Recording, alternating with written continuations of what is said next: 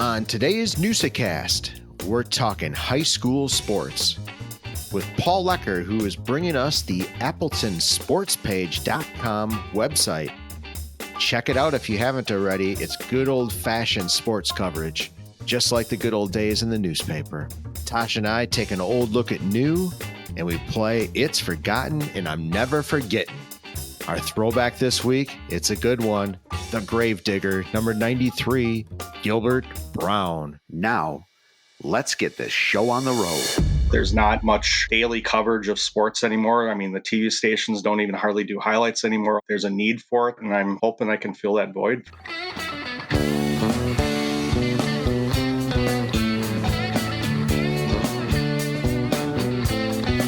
Welcome to the Newsa-Cast. What is a Newsa-Cast? It's where we bring local folk stories to life through conversation.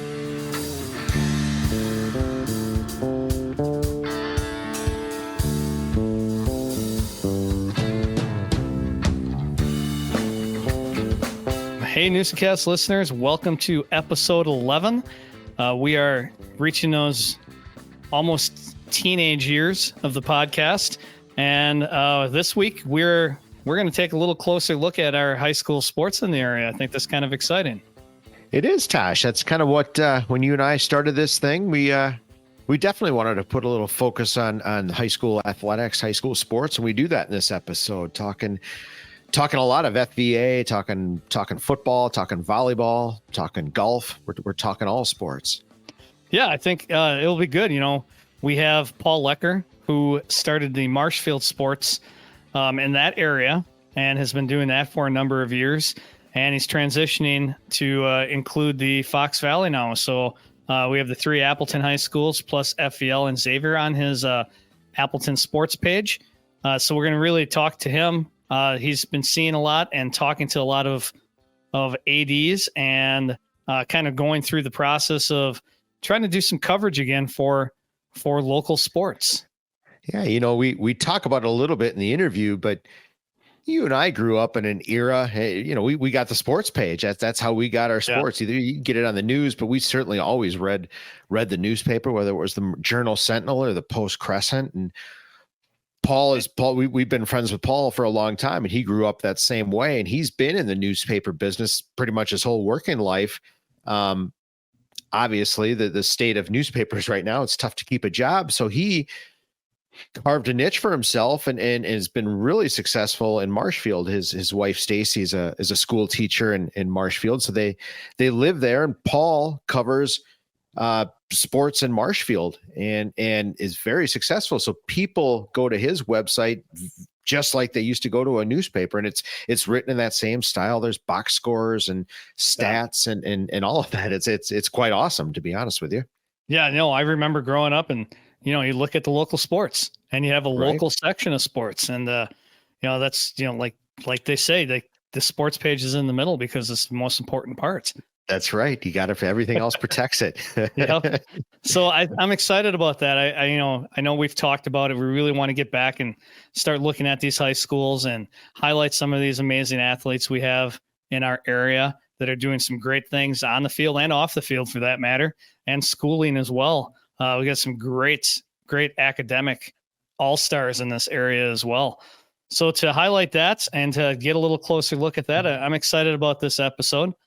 Then we're going to close it out with a little bit of Gilbert Brown, little Gravedigger action.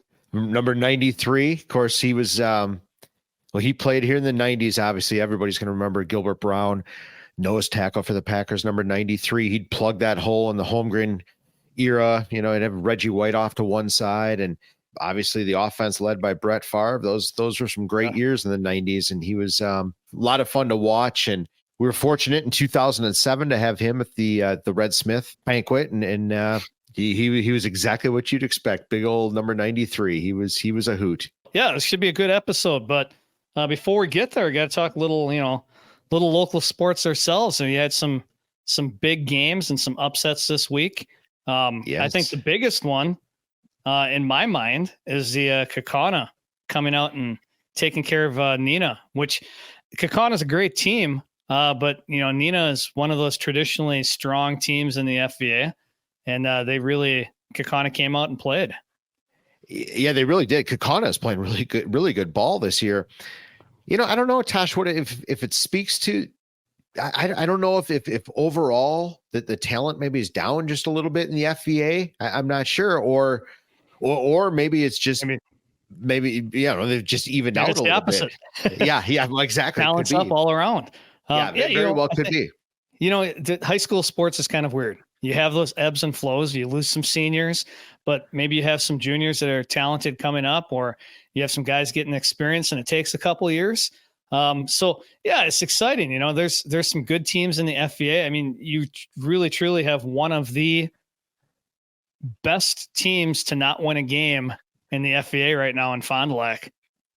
Boy, what a schedule they've had. Holy cow. I mean, you go to Bayport and Appleton North and Kimberly. I mean, it's been murderer's row for sure for that group. Absolutely. And it's week 4. We just finished week 4 going into week 5. There's still plenty of time. And I wouldn't be surprised if Fond du Lac's there. You know, you just have to make the tournament, right? You just have to qualify. Mike Holmgren used to say, you know, just qualify for the tournament.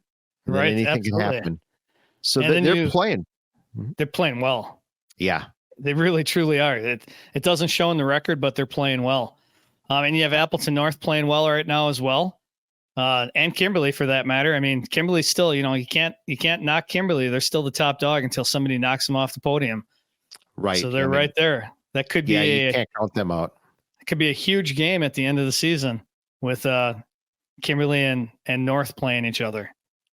Yeah, there's been some big ones through the years, and it's setting up to be that same thing, you know, this year.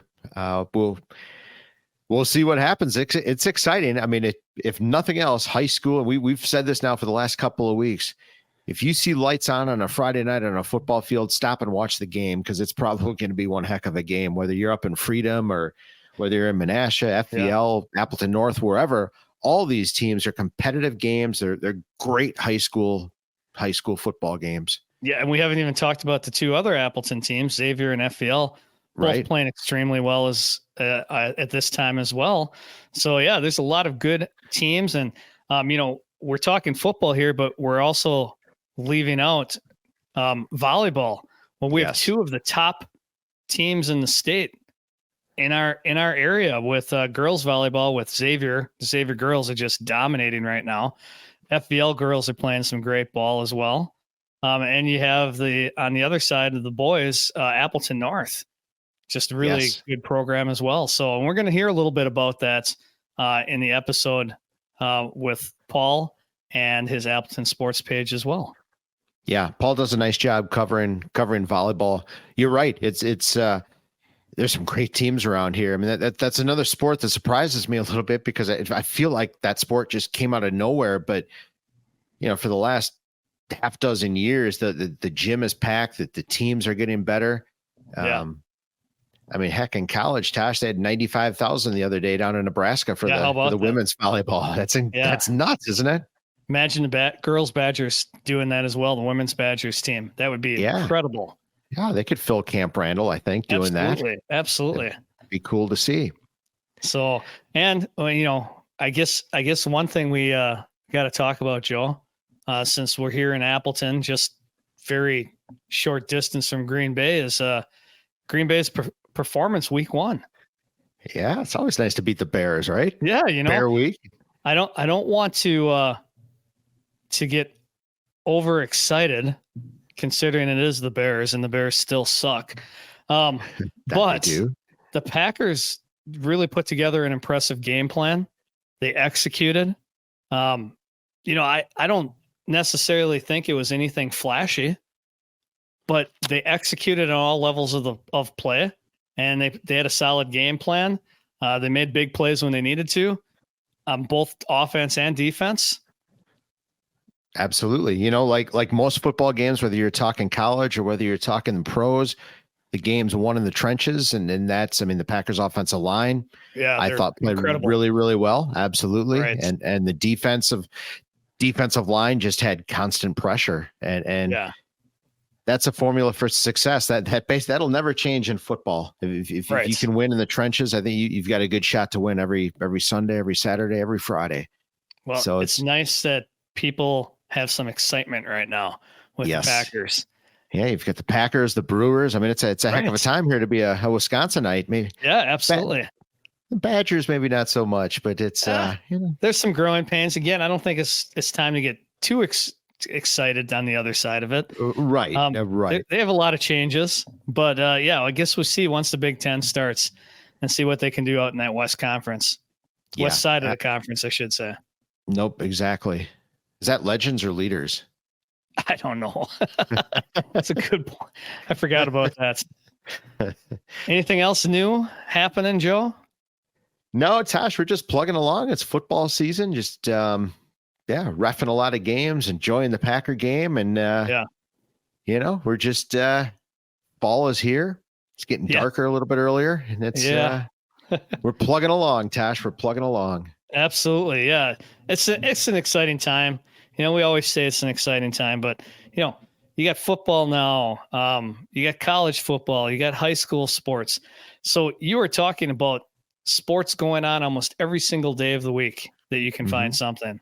So that's fun. Whether and go out and watch some sports you don't know about, especially at the high school level, because there's a lot of excitement across the entire area, and just seeing these young kids play is fantastic as well. Absolutely. Go check out a volleyball game. You're in and out quickly, and you use tense action. It's really good. Yeah. Tosh, I have to ask you now, you're a week into school. How are you, everybody adjusted? How's the school year going? I'm just going to say the honeymoon's not over yet. We'll see. We'll see once that happens. I mean, truly, we have a few more days to see what's going to actually transpire, but overall, good group of kids, and I'll get them through the class, and hopefully they learn something along the way. All right, Tosh, I think we get on with the show, talk a little area high school sports with Mr. Lecker. That sounds good. Let's get to it.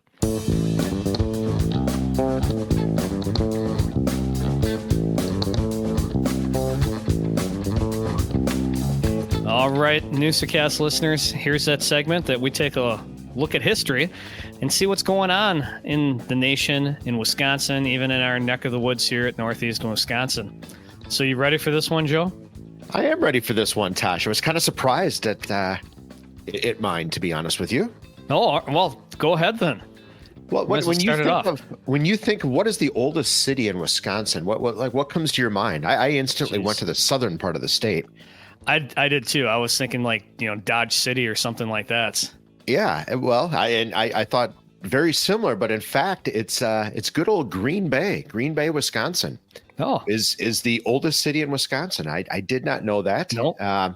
It goes way back actually to 1634 when Jean Nicolet, the French explorer, came down through the Great Lakes and Bay of Green Bay, and he ended up setting up a post in a trading post in 1634 in Green Bay. So that was the first thing that was set there. And kind of as time went on, I know the British were in there for a little while, and then finally the Americans, and I think the early 1800s built Fort Howard? Fort Howard, yeah. So, yeah. Yep. So it in fact goes down in Wisconsin history as Green Bay being the oldest city in Wisconsin. And wow. That's pretty cool. I'm sure there's a lot of ties to the Fox Valley then too, because the river was such an important piece of our history. So that's pretty awesome. Very it's weird. You never think about that, but I mean, you can traverse from down the Green Bay through the Fox River, the Wisconsin River, all the way to the Mississippi, and then absolutely heck out to the Gulf of Mexico. But it doesn't seem like you can do that anymore. But it was quite the travel way back in the day. Yeah, absolutely. Well, cool. Fur That's trading a good was one. big fur traders, Tosh. That's awesome. Well, mine goes back to 1903. And we're going to head a little bit south and go to Milwaukee. And 1903 was the Milwaukee Mile auto racing track. And Milwaukee Mile in 1903, a gentleman had, it was the racing debut of the Milwaukee Mile. And set a track record of 50 miles per hour for a lap. I know that doesn't seem much now, but in 1903, that's going pretty fast. And Milwaukee Mile is the oldest track in America. Dates all the way back with at least one race since 1903. No kidding. So Yeah. the one at State Fair Park, that Yep, the one at Milwaukee State track. Fair Park. Yeah. Yeah. In So fact, it goes 19. Oh, go ahead. 1903 was the racing debut of auto, but the track itself dates all the way back into like the 1870s with horse racing. Yeah. So what year was the car invented? Right around that time, right? Yeah, it must have been right around that time. Yeah, I couldn't think of that off the top of my head, but if they're racing in 1903, it's got to be fairly close to those times. That's so awesome, isn't it? That's total. You know what? Hey, we built this thing and it kind of goes faster than a horse. Let's race it. Yeah, exactly. Yeah, and I can't remember the exact date, but it was a dirt track until like the 1930s, I think, but I could be wrong on that date. But yeah, I thought that was kind of cool. And they still do at least one race a year. I mean, they used to race Indy there. I think NASCAR has been there before. So, yeah, cool. They probably not the same technology as the F1 race cars have now, but pretty cool. 50 miles an hour, 70-second lap. That's awesome. And it makes me think, because we've had a couple of racers of the Red Smith Banquet, Mario Andretti and Bobby Allison, and I'm sure both of those, being Indy racers. Right. I always remember, obviously watching the Indianapolis 500 on the Memorial Day weekend, but absolutely. I think within a week or two after that, if I remember correctly, the Milwaukee Mile was like that next race in the Indy series. So. Yep. Cool. And State Fair Park, the infield held the Packers at one time too. Ah, yeah. They played there. Yep. So a lot of history of State Fair Park. Absolutely. Yeah, the history. Maybe we'll have to take a look sometime. The Packer history playing in Milwaukee. It's right. Yeah, it's legendary. Well, that's awesome. Two good old look at news. One with history, just basic history of the state, and another sports history. So I think we nailed those two. We do. My favorite segment, an old look at new. For those of you that don't know, we're joined by Paul Lecker, he's an Appleton kid. The three of us actually have known each other for pretty much our whole lives. Paul has always been the sports guy. He's back when there were newspapers. He wrote, and he worked in sports departments for forever in the newspapers until they obviously became obsolete. But he pivoted to the Marshfield area sports.com page. And that's been, I mean, you turned yourself into a sports reporter in the Marshfield area, and you're bringing that back to your hometown in the form of the Appleton sports page. So this episode, we're going to talk about Appleton sports in the high schools, a little football, a little volleyball, a little soccer. It's high school sports it's a big deal. And there's a lot of great teams and some of the best competition in the States right here in our backyard. So Welcome, Paul. Thanks, guys. Yeah. You know what, Paul, if you could give us a little background and tell us a little bit about how you started your page, and how you became successful in that Marshfield area. The dream of becoming a sports writer started with Joe Ornstein in a press box at Goodland Field when we did the announcing and the scoreboard at the baseball games. And I see a guy from the Post Crescent there. Yeah. Don't remember his name, but he was an older guy. You got to remember this is like in the 80s. So he's like smoking heaters and kind of funny at the time. And I'm like, you can get paid to sit and watch sports and write about it. And like, all right. So yeah, that was my career path probably from junior year of high school on. And worked in Kaukauna for a while, worked at Oshkosh Northwestern while I was in school, and then got a job in Marshfield at the newspaper, which, I spent 10 years doing different jobs here and there, and then kind of got phased out of it like most of us did and started my own thing. So yes, it's hard to believe, but this is my 15th high school season of Marshfield area sports. So I've done this longer than I'd worked at the newspapers, which is hard to believe, but and then now this pivot to Appleton too. I mean, I know there's a need for it. There's not much daily coverage of sports anymore. I mean, the TV stations don't even hardly do highlights anymore other than for football. And, so there's I think a need for it, and I'm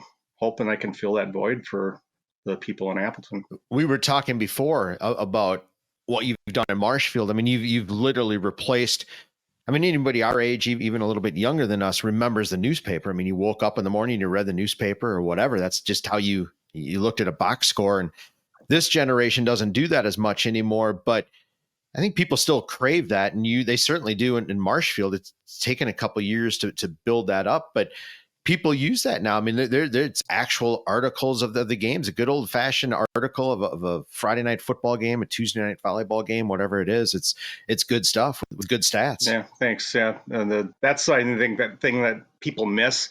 Everybody always, I mean, one of the things we learned in the newspaper business was people love to see their kid's name in print, and yeah, even in a basketball box score, if a kid goes 0 for 0 and scored 0 points, he's still part of that team and he got to play. And now his name is in the box score and it's there, I guess it's there forever to look at, and so that's kind of what I try to do is, bring back the stats, printing off the top 20 in the cross country meet, or, who all did what in the volleyball game.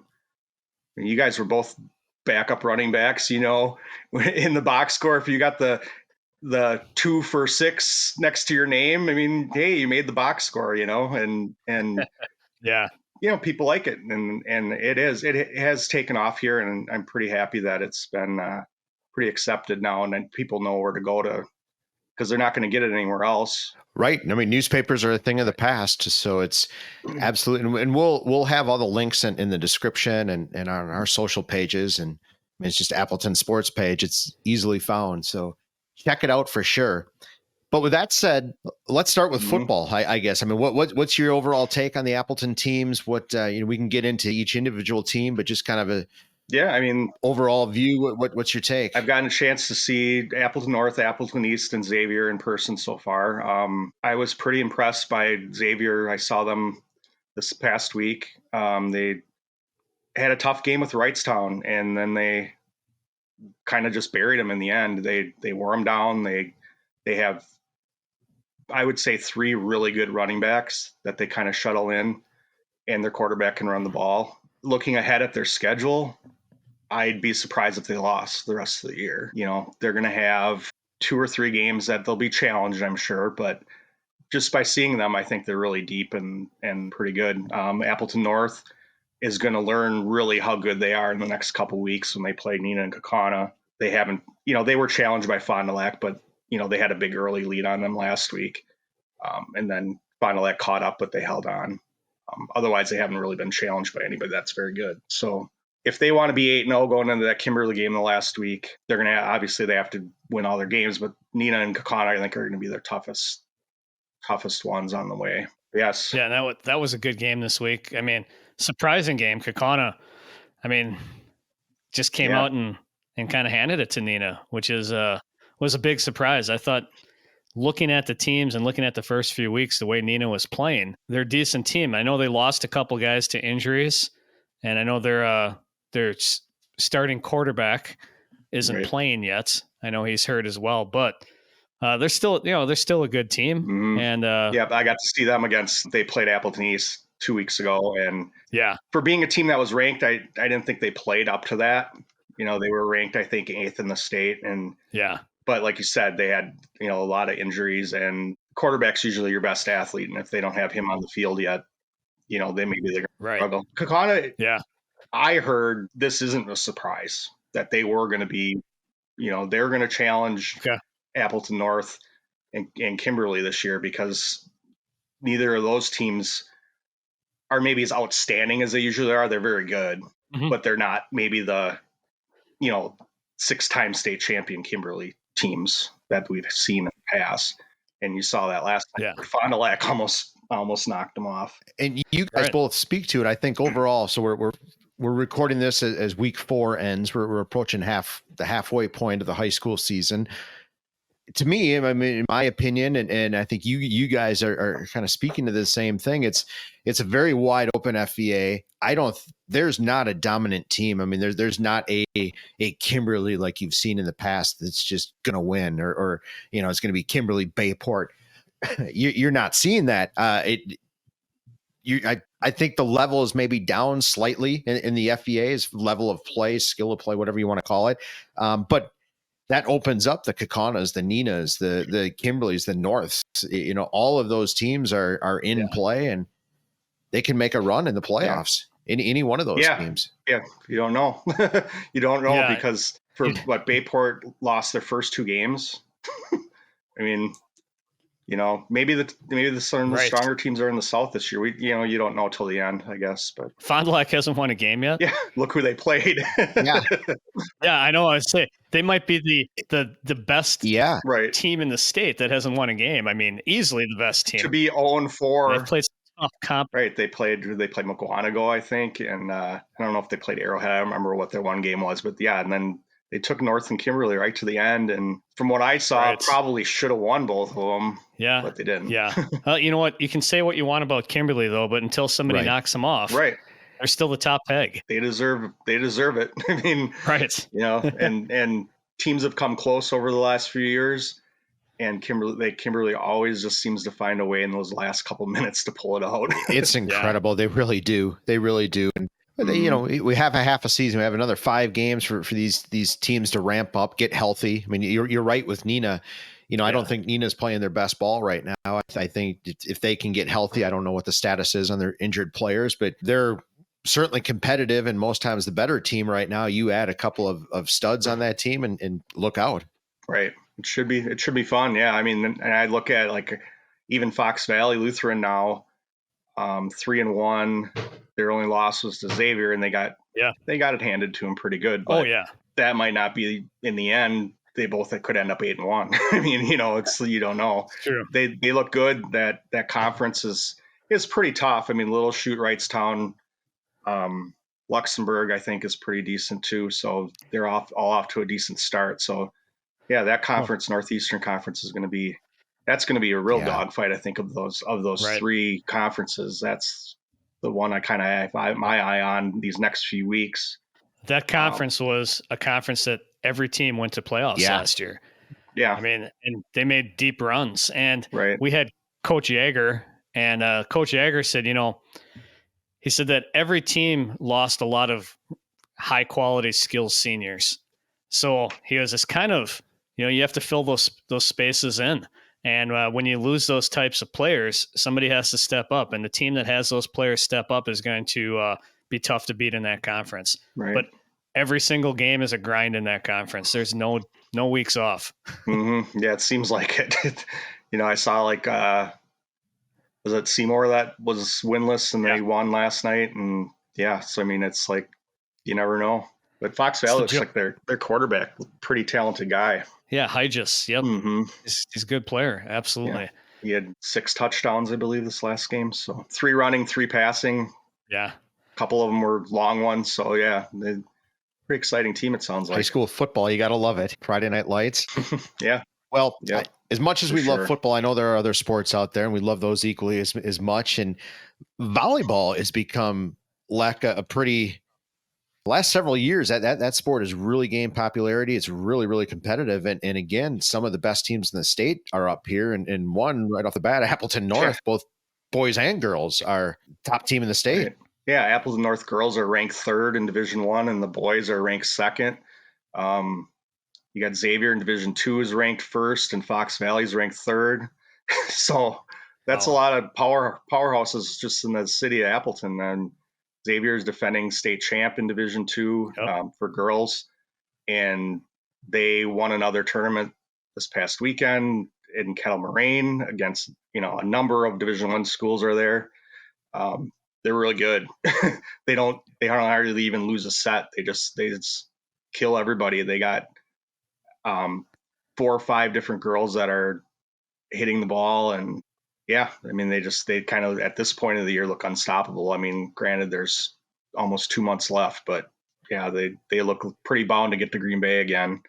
Appleton North, another team that seems really balanced on the girls' side. They have a lot of hitters. Emerson Van Lannon, the setter for Appleton North, putting up just monster numbers. And from watching volleyball, if a setter has in a 3-set sweep has 30 some assists, she's doing her job. I mean, that's setting her teammates up perfectly every time. And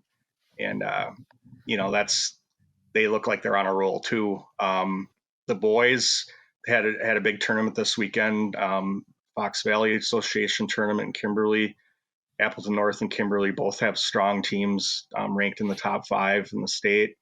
So yeah, there could be just a few or 3-4 teams from Appleton heading up to Green Bay for state this year. What does the schedule look like for volleyball? So the state championship is at the Resch Center. When is that? I believe the first weekend in November. And then you have a couple of weeks of playoffs leading up to that. So right, regional sectionals. Yep. So you'll have, unless you get a bye, the higher seeded teams normally would get a bye, so they'll play 3 or 4 matches to get to state. Yeah, that'll be good. I mean, I know having kids gone in North, I remember both boys and girls being up there the last couple of years. That's exciting. They draw pretty well, and we might have mentioned this in another episode, but the other day down in Nebraska, did you see where they had 95,000 people for the women's volleyball in the stadium? That's pretty cool. Yes. Yeah. Quite a novel idea. I'm sure it'll be copied quite often now. Yeah, I can see Camp Randall. Absolutely. I've heard that they've been looking at it, or maybe even doing something at the Brewer Stadium was a possibility too that I saw. So then they don't have to worry about the weather. So that's true. That's a good point. Them and Marquette may be doing something together. So it'd be fun. It's amazing. I mean, volleyball is always popular, but I think the popularity of volleyball on both the girls and boys side has just skyrocketed. And you just see the numbers, and like you talked about, Paul, earlier, the travel teams and the clubs. Right. There's so many of them out there now for these kids to play. It's unbelievable. Yeah, it is, and I think the Badgers' success has a lot to do with it too, especially lately. Here in Marshfield, that's the way it's been. The 2 teams here, the private school Columbus and the public school Marshfield, great volleyball programs for years, but they're taking trips down to Madison every year now, doing these team bonding kind of things to go see them. They go to the camps, and it has a lot to do with it. And then just the commitment by the parents. The kids obviously have to want to do it, and it's a lot of work, but they obviously enjoy it. I mean, back in the day, I guess it was more so just maybe baseball, because baseball is a summer sport, and and softball to an extent. Now it's everything. Yeah, it really is. Absolutely. It's year round, good or bad, I guess that is, but it's year round for a lot of these kids, and if they really love it, good for them. And you see the talent level rising because of it. And the number of D1 players coming out of the area on the girls' side especially is amazing. Yeah, I mean, every school has a D1 player, it seems like. So pretty incredible stuff. Mm-hmm. That's going to be some battles. Like you said, the boys have those are going to be some good teams to watch, and the girls' side, Xavier and FVL both look really, really tough. I mean, I know Xavier took down FVL in straight sets a couple weeks ago, but I don't think FVL has lost since that. Right. So it's going to be should be some good battles. Yeah, and that's the thing is that if they have to match up in the postseason, only one can go. But hopefully they get that chance again. That'd be a great sectional match probably. There's more and more athletes now that are going to certainly D3, but there's a way more D1 athletes, I think, in the last, say, 10 years than we've ever seen. Because of the internet, it's so much easier to be able to reach out to these schools and get scouted without them having to travel all over the country to see you play. I think it's a big part of it. And there's a lot more with the summer, especially with basketball, summer circuit, things like that are huge all over the country. They have these tournaments constantly. Volleyball is another thing. That these national tournaments that people from Fox Valley now are traveling to that never used to be like that. So they're getting noticed a lot more. Yeah, you're right on the internet piece, especially. I mean, these kids are putting together pages, having Instagram pages, and people are, coaches are, they have to be up on the social media to get these kids. I mean, like Joe said, there's so many D1 athletes now from Wisconsin. I mean, I think back of like how cool it was to find out, some guy from Denmark is going to Iowa State to play or something like that, and now it's common. Joe Wolf? Yeah, Joe Wolf, guys like that. Yeah. Now it's common. Yeah. I mean, the NCAA tournament was littered with Wisconsin kids last year. Tons of teams, and from all over, some from the Fox Valley even. And it's all sports too. I mean, Right. we're seeing it. I mean, we know some bowlers that are doing Right. really well in college, and tennis players and Yeah. golfers. It's yeah, it's nuts. I never thought about that though. You're right with the internet. That's it's a different world. Tosh, I mean, you and I have kind of talked about the evolution of the sidelines and the high school game over the last couple of episodes, and this just keeps that conversation going with the use of the internet and all the social pages. Everybody wants, every dad is out there having his phone whenever his kid's out on the field and huddle.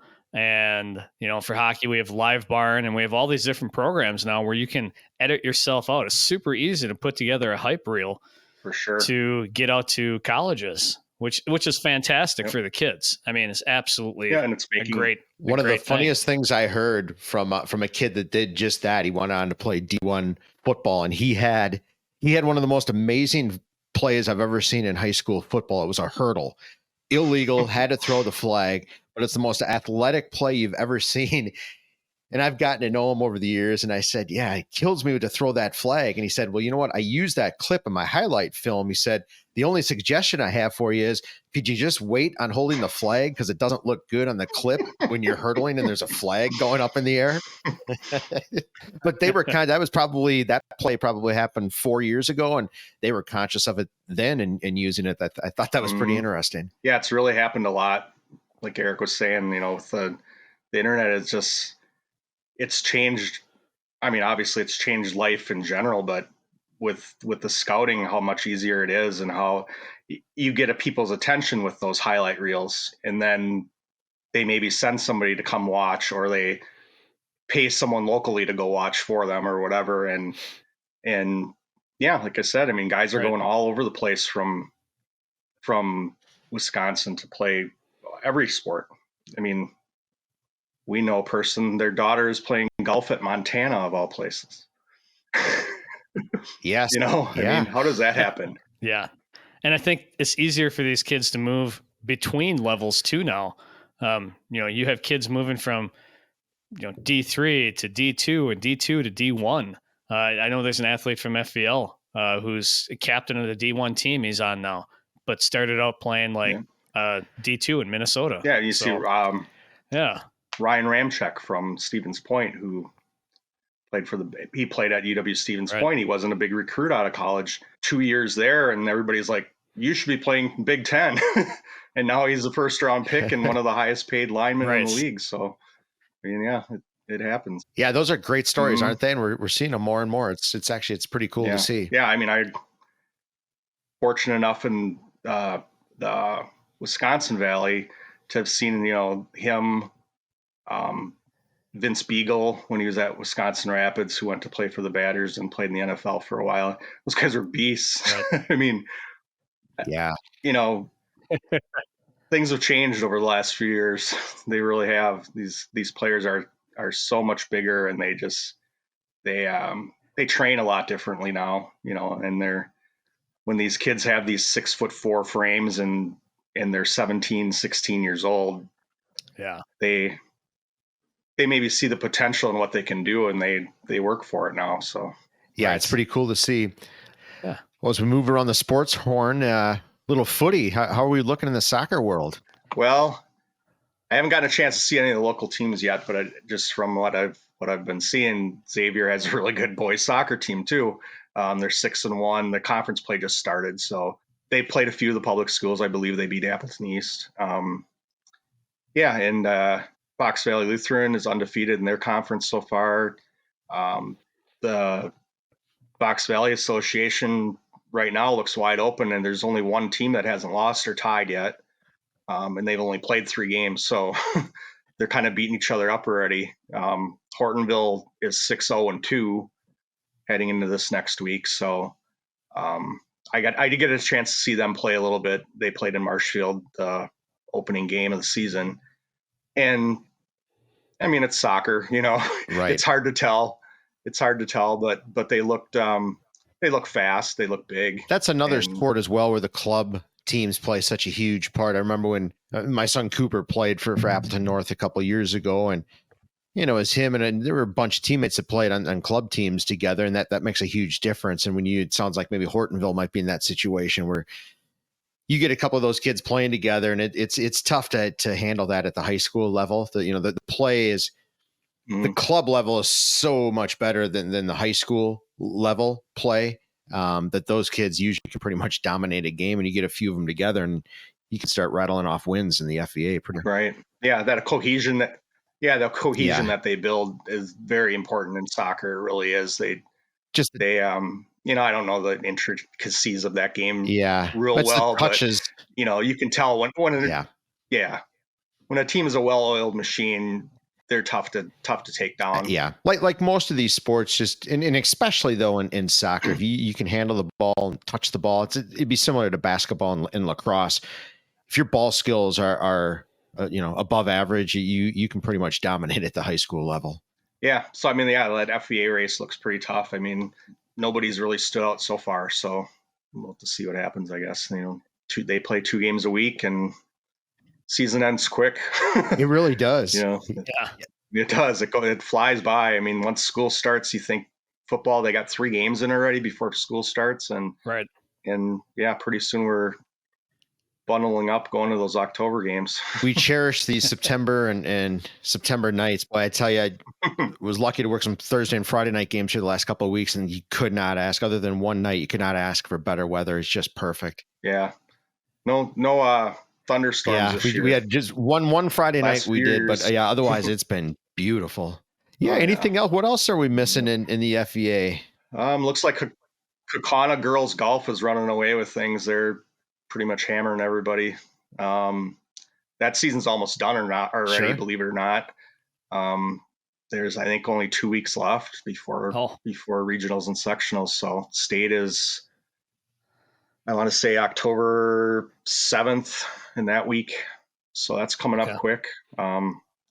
Looks like there's a few girls from the area that could contend. So I heard some rumors that they're looking at the golf tournament switching to Erin Hills to become the state site. Okay. So I know that was on the guys' side. I think I was talking to the guys' coach, and so I don't know if the girls. I mean, I assume they're still at University Ridge. Over the last few years, during the COVID year, 2021, Madison didn't have a whole lot going on that fall yet, and so I believe it was at one of the Kohler courses. Okay. Black Wolf. The boys, I think, was at Black Wolf the last couple of years. Okay. Now, I believe, not positive, believe both of them are back at University Ridge this year, but it's the last year of that. Okay. And I think they're looking for new homes. So that would be something. That's a tough course. It's a very tough course. I saw they had a big college tournament there. Marquette hosted something last week there. And a lot of the top players in the country are playing, and some guy shoots like a 64 or something.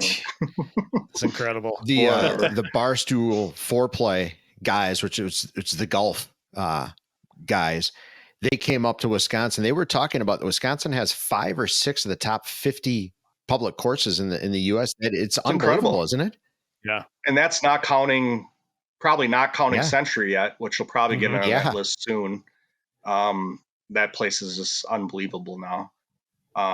Or, some other nice courses. I mean, we've played University Ridge before. That place is awesome. There's a Wild Ridge in Eau Claire. There's so many really good ones that, but I mean, the big boys, the Sand Valley and Whistling. Erin Hills. Yeah. Erin Hills. Yeah. Yeah. To spend that kind of money to build courses in a state where we can only golf for 6 months, if we're lucky, but it's the climate's great for the grass and the topography of the land. And, it's just, they love it. Developers keep coming and building more. I mean, they just put another one on Sand Valley. They have 3 courses there now. So my understanding of that course at Sand Valley, the one that they just built, they took that from an old New Jersey golf course that got overtaken by World War II, and then did it, if I'm understanding the story right, it made its appearance on one of the video games, and they actually took the exact specs and had GPS bulldozers just carve this golf course into Wisconsin land. Yeah, I read a story about that too, about how they rebuilt that course and how they used just computers to rebuild off of pictures, off of different things. Because I want to say that course was kind of a ripoff from some course in Europe somewhere, and built in the 20s. At the time, it was a top 5 course 20s. in the world when it was at New Jersey, in the 20s or whatever. Right. Yeah, it's supposed to be. I mean, I watched the video when it must have been last summer. I think they opened it right at the end of last summer to, members or whatever. And I saw the video of somebody taking a tour of it and playing it. They were the first groups to play it, and it was like 2 of the architects and then this random social media guy got to play with them and put this video together. And it was great. And it just was like unbelievable, the stuff That's they can nuts. do. GPS bulldozers just make whatever you want. Yeah. But unfortunately, I'll probably never be able to afford to play there. But I think you have to be a member, have a membership to play on that new course. Okay. Hey, but you get great drone footage, so it's all good. Hey, I have a question for you. Kind of going back to the page and what you do. I mean, are you out and about like almost every single day of the week, checking out games and just going to different events? Okay. Yeah, try to. Yep. I mean, Mondays are usually light. Wednesdays, there's usually nothing. So those are kind of my days where I'm not doing a whole lot. But otherwise, otherwise I'm out trying to get to whatever I can. Sometimes I'll even not fully report on a game. I'll just go and take pictures at 2 or 3 different things in one day and just kind of get a feel of what's going on and get some visual stuff out there too. So, well, we're happy to have you here on this show. And I know we'll have you back too, because I mean, you have a pulse on what's going on, certainly with the 5 Appleton schools and basically overall with the FVA and the other conferences around here. And it's, like we said, football, all the sports really, but if football, I mean, there's any Friday night, any Thursday night, really whatever field or gym you're in, it's going to be a pretty good competitive game for the most part. There's some really good high school sports in this area. We're lucky. For sure. I mean, I saw it firsthand last year when I believe a 13 seed Appleton North boys basketball team came to Marshfield and beat them in the first round of the playoffs. And, Marshfield knew what was coming because they know that Fox Valley for boys basketball, all girls too, but boys especially, is nuts. And you can't believe a team that has an 8-20 record is being a bad team because the competition they played every night. And it was amazing to think that team only won 8 or 9 games all year. Yeah. How good they were. And I think it seems to be the state of the way the Fox Valley Association especially is now. It's like the old black and blue division, right? They just hammer on each other, but you make it to the playoffs. Maybe, I don't know, it hardens you for the playoffs, I guess. Yeah. And that's the thing. I mean, the way high school sports is in Wisconsin, or where, probably most places, you really never know how good a team is until they start playing teams outside their conference. Yeah. You get these teams that anybody can be undefeated if their conference stinks.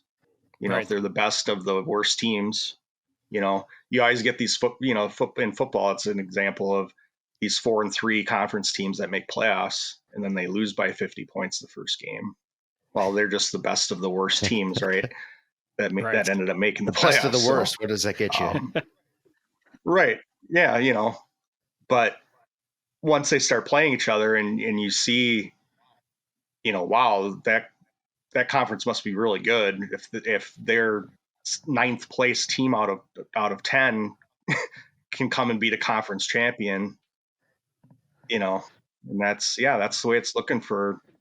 I think boys basketball is going to be really, really good again this year in the Valley. Yeah, no, we'll have you on before or right at the start of the season or whatever and talk about that. That'll be exciting too, but we'll enjoy the fall weather in the meantime and watch a little football and volleyball. And yeah, believe it or not, basketball season starts in 2 months. November 12th, I believe.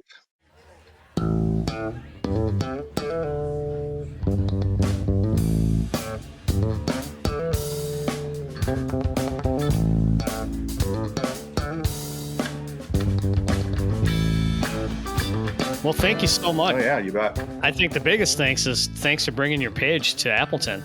I mean, it's something that I think parents and kids and hopefully the high schools will really get on board with, because you're right, like you said, there's nothing like it anymore. We can't just open up a paper. We just don't have that kind of coverage of high school sports. We have a lot of amazing athletes going D1, going D2, playing college sports that it'd be nice to get their stuff out there, and you're doing that. So thanks for bringing it to the Valley. You bet.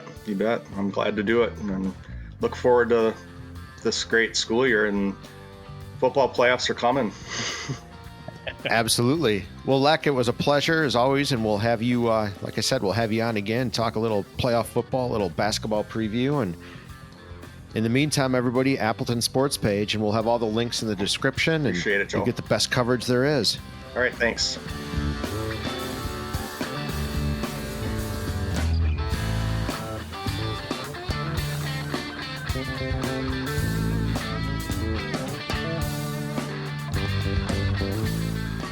All right, Newsa-Cast listeners, here's everybody's favorite, the Forgotten and Never Forgotten segments, where we talk about something we want to forget and something we never want to forget or never forgotten. Yeah, we forgot, whatever. Yeah, whatever. I'll let you go first, Joe. See what you have. Well, Tosh, this is certainly forgotten for me. Week 1 of the NFL season. It's my fantasy team.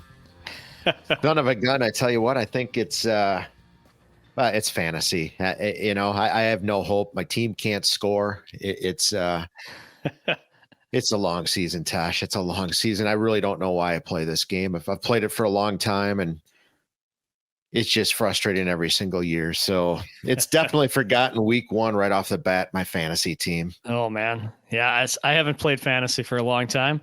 Part of the reason is that, like you're saying, week 1 already done. So 18 more weeks. Hey, have fun. How about you, Tosh? What's forgotten in your world? Forgotten. Forgotten is summer. We're moving on to fall now. Yeah. So I like fall. I like the temperatures and everything. Summer's great. It's a good time, but those days are gone. School started, and we're moving forward, continuing to move forward. So yeah, summer gone. See ya. Yeah. Time for fall. It is. It goes quicker every year. I hear you. And the sun is setting sooner too. I hate that. Yeah. It used to be a month ago, it was 9:30. Now it's 8:00. Yeah. Yep. Soon to be 7:00. And Exactly. Summer. See ya. Gone. Those days are gone. Time to move on to fall. We got football. We've got fall sports. We've got school, and the days get shorter, but the time gets busier for me. That's right. Football's back, right? It's football season. Absolutely. So what do you got, Joe? What are you never forgetting? Well, Tosh, I'm never forgetting my fantasy football team. I tell you what, it's exciting. I've got 3 guys left on the Sunday night game. It's why I play, it's just so there's something to do on Sunday night. Get excited about it. Played this for a long time, and I love it every year and barely get frustrated. It's a lot of fun to play. So I'm never forgetting this feeling of playing fantasy football. Even though your team is done already? The yin and yang of fantasy sports. Nice. All right.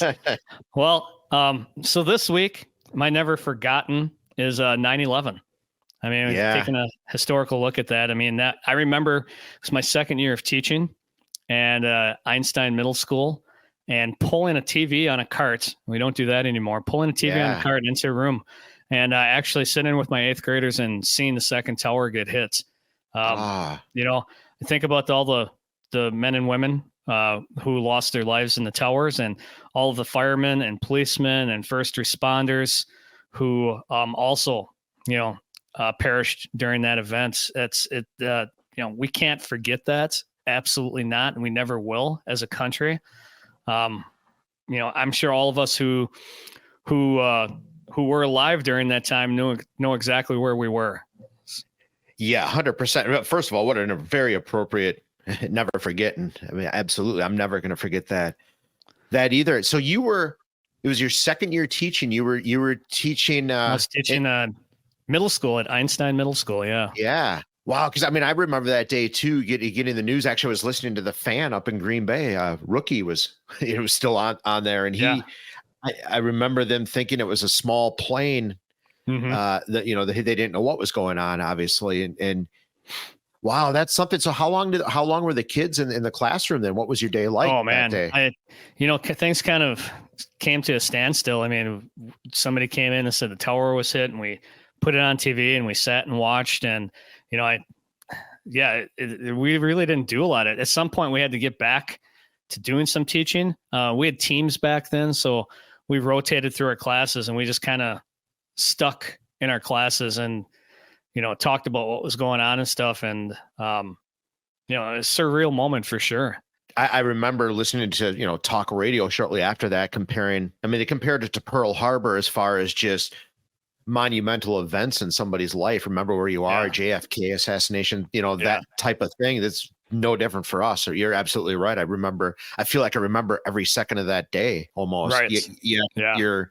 And even the days after, I remember that night, because I worked that day, got home, and every single station, a cable box, 100 stations were all the exact same thing, focused on, the lights coming from the towers and just trying to decipher. But I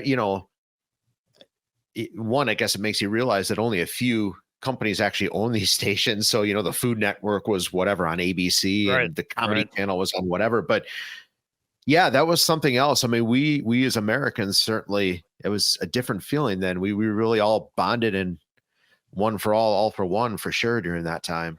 Yeah, and just how eerie it was not having any flights. Yeah, the planes grounded. Yeah, skies were empty. You're never going to forget that. Absolutely not. And we never should. I mean, those people who lost their lives and all those brave first responders and firemen and policemen who went in there to try to save people. That's absolutely an incredible time in our history. Something that never, ever going to be forgotten.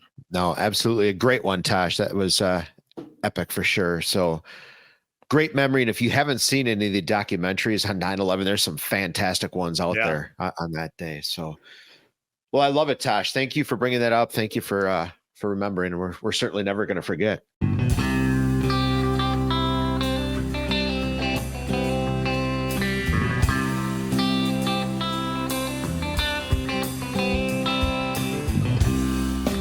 We have got a special throwback once again this week. We take on the Gravedigger, number 93 of the Green Bay Packers, former nose tackle, played under the Mike Holmgren years, had the famous, every time he had a quarterback sack, he dug that grave, and he threw a lot of quarterbacks in that grave. And Tosh, maybe more than anything, he had one hell of a sandwich at one of the local fast food joints. I'll tell you that. The Gilbert burger. Is that what it was? You got it. Yeah, Burger King was a triple patty. Yes. Oh, that was good. Good stuff. They could have called that the Gravedigger because your arteries clog as soon as that thing hit your stomach. It's in the grave. But he was a special player. 2007, 2008, he entered the Packer Hall of Fame. Right about the time he was at the Red Smith Sports Banquet. So he had some great years with the Packers. Played his college ball at University of Kansas. Yes. Yeah, 2007, he was at the Red Smith Banquet. He received the Red Smith Award that year. And Bill Rafferty, too, he's still, one of the greatest college basketball announcers. Bill was the main speaker that year. And Jack Bennett, Dick Bennett's brother, received the Nice Guy Award that year. So that was a great year. And Gilbert was one of those guys. He was a run stuffer, no question about it. He plugged the hole, but he was just one of those characters that, every great team, a lot of teams, you had, remember the fridge from the Bears and, guys like that. Gilbert was very similar to that in the sense that he was just this big personality. He was the Gravedigger after all. And he was, although maybe somewhat of a quiet person in person, his persona was just larger than life. Absolutely. And also, as big as he was, an amazing athlete. Oh yes. You see that guy move, and it was pretty incredible. Absolutely. You're absolutely right. For being that huge, to be that light on your feet, to be able to, he could rush the quarterback. He just bull rush right through him. He's just very, very athletic. He'd shoot that A gap and look out. Yeah. So hopefully you enjoyed this full interview on the YouTube channel of Gilbert Brown, Packer Hall of Famer. And remember, you're going to get a clip of it on the podcast. Absolutely. Podcast drops every Thursday, the Newsa-Cast, and the full recording of the Red Smith Throwback is every Sunday. So if you do us a favor and just like and subscribe, we would really appreciate it. But in the meantime, enjoy Gilbert Brown.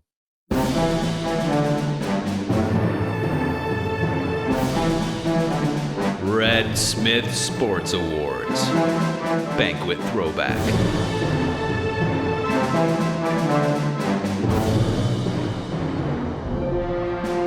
The Red Smith Award, of course, goes to someone who has made some unique contributions to sport in Wisconsin and also epitomizes the great values that Red Smith exhibited. Let's give a Red Smith welcome. Ladies and gentlemen, our 2007 Red Smith Award winner, number 93, the Gravedigger, Gilbert Brown.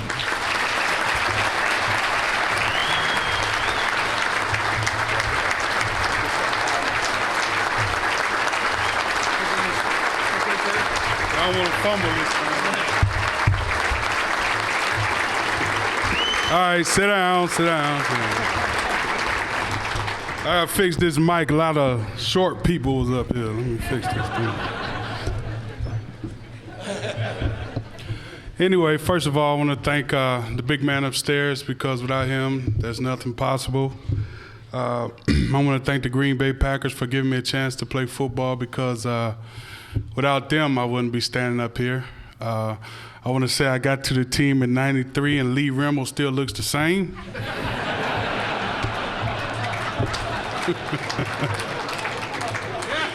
Don't beat me up, Lee. I had to do it, man. I had to do it. And first of all, and also I want to thank all the fans out there, because it's been a lot of games, and there's been a lot of ups and downs, and a lot of different things. But you guys have always been there for us. And I know you guys heard it like I heard it when we lost Reggie. And I always think about him, man. If it's a song on it or anything, you know, he pops into my head. So any chance I got a time to say his name, you know, I would do it. And I also want to thank these fine people for giving me this beautiful award. I won't let my son use it as a cup. He's 13 and he wears my suits, so.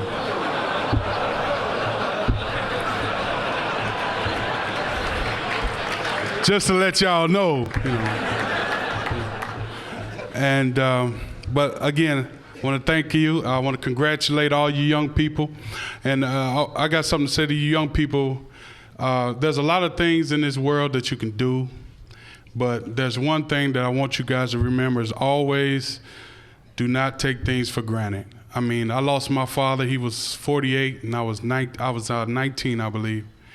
And your parents, your mother and your father, you know, a lot of people say, well, I look at Michael Jordan, I look at such and such who as role models, but you never get to touch them. You'll never get to see them in person, but you see your mother and father in person. So that should be your role models, and treat them with respect, because I'm a mama's boy and I love my mama to death. And I'm not scared to say it, you know?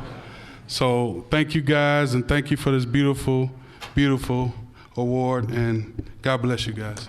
Oh, one more thing. And when you guys, I know all you guys gonna come out to the Milwaukee Mile this year. If you do, and on that first thing we got, was it May 6th you said? Don't bring no minivan with 100 kids in it. You cannot get on the track with a minivan. Thank you.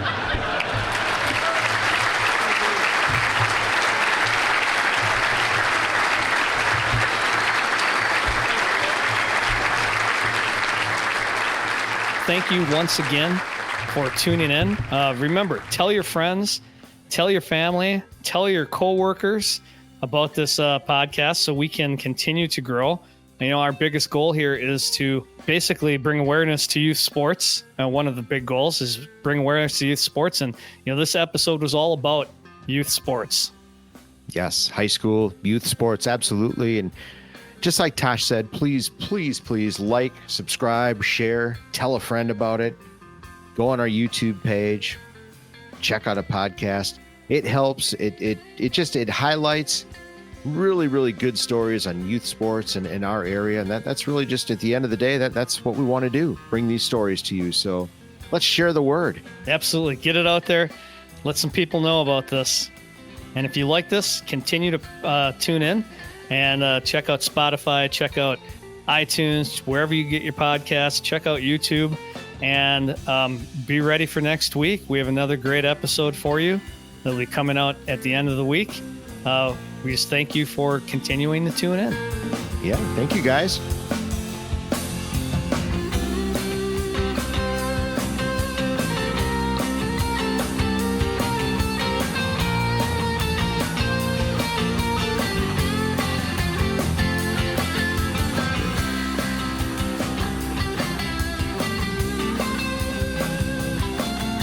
Thanks for listening to the Newsa-Cast.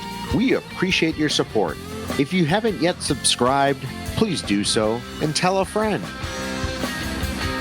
A huge thanks to Digstown for all the music in today's episode.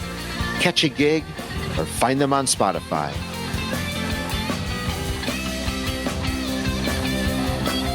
Northeastern Wisconsin Sports Advancement is a 501c3 organization.